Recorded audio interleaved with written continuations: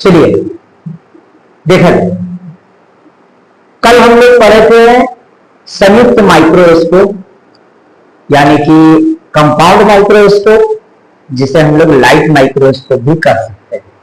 और आज हम लोग पढ़ेंगे डिसेक्टिंग माइक्रोस्कोप। हम लोग पढ़ेंगे ये है क्या, तो बिल्कुल वैसा ही है जैसे कंपाउंड माइक्रोस्कोप है, जैसे लाइट माइक्रोस्कोप है वैसा ही ये भी माइक्रोस्कोप है, बशर्ते कि इसमें सिर्फ स्टेज जो है ना, ये इसी का फर्क हो जाता है।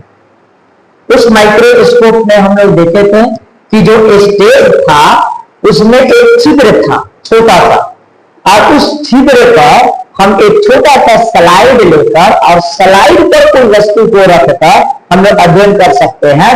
लेकिन इस माइक्रोस्कोप में क्या है कि ये जो स्टेज है पूरा का पूरा एक शीशे का बना हुआ होता है, जो पारदर्शी शीशा होता है, जो इस पर वस्तु को रखने के लिए स्लाइड की आवश्यकता नहीं पड़ती। वो डायरेक्ट हम किसी वस्तु को इस पर रख के और इस लेंस के माध्यम से फोल्डन आर्म से एडजस्ट करके वस्तु का अध्ययन हम लोग कर सकते हैं। ठीक है, तो ये हमारा डिसेक्टिंग सूक्ष्मदर्शी है माइक्रोस्कोप पर। देखेंगे ये लेंस हो गया, ये फोल्डन आर्म हो गया, जो दाएं बाएं उसको इसके हैंडल के माध्यम से करते हैं, और ये जो हो गया स्टेज हो गया, एडजस्ट स्क्रू हो गया, जो आगे पीछे इसको भी स्टैंड वगैरह हम लोग करते हैं, और ये मिरर हो गया जो इसी मिरर के माध्यम से लाइट है ना पारदर्शी होता है और किसी वस्तु को हम लोग अच्छे ढंग से अध्ययन कर सकते हैं।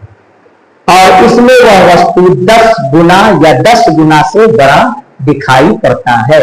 चलिए हम लोग यहां देखते हैं टॉपिक्स के अनुसार।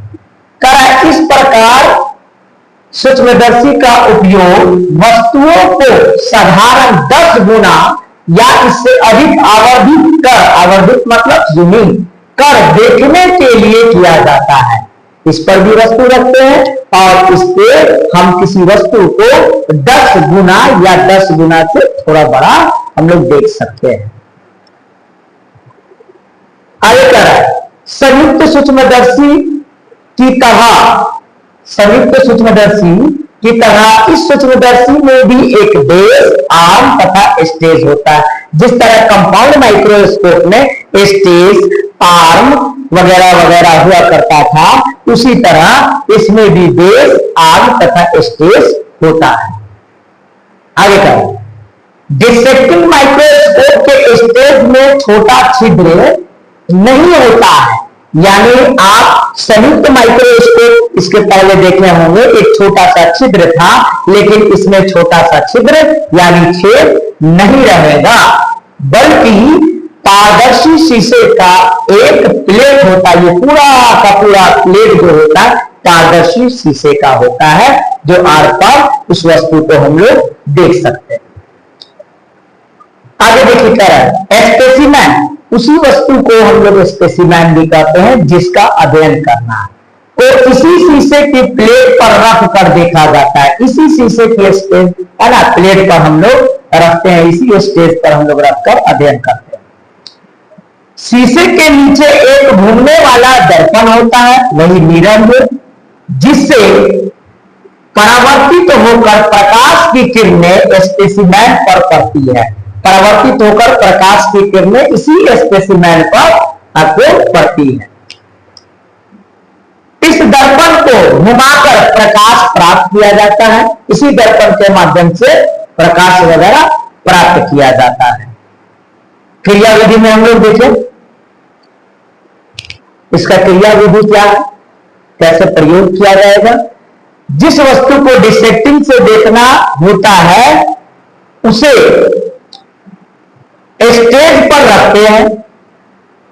जिस भी वस्तु को अगर देखना है तो स्टेज पर रखते हैं और एडजस्टेबल नॉब को घुमाकर लेंस और स्पेसिमेन को इस प्रकार स्थिर किया जाता है कि वस्तु को ठीक से दिखाई देने लगे।